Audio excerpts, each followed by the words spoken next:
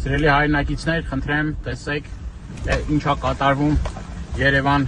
քաղաքի փողոցներում, ամենուր խրամատներ, մարդաբույր փոսեր, տեսեք այն միլիարդավոր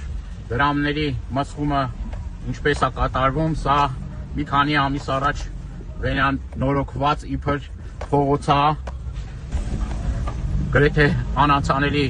վիճակը, տասնյակ մեքենաներ վնասված, կպանականների բնութագրմամբ սա ընդամենը ճաքեր են, բայց ոնց որ երկիր են կարկատել նենցել ճանապարհներն են, կարկատել իրենց հետ փոխկապակցված ընկերությունների միջոցով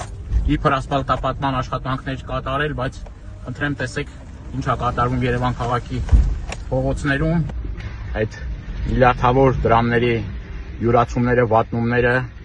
որ ասում էին իբր մենք ինչ ասֆալտ անել գիտենք,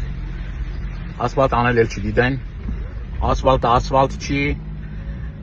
ոչ նորմերն են պահպանվում, ոչ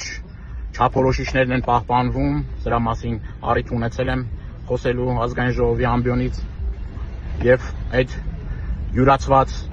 գումարները, մսխված գումարները մեր քաղաքացին իր մաշկի վրա զգում է ամեն մի քանի օրը մեկ տանելով վերաներկելով իր մեքենան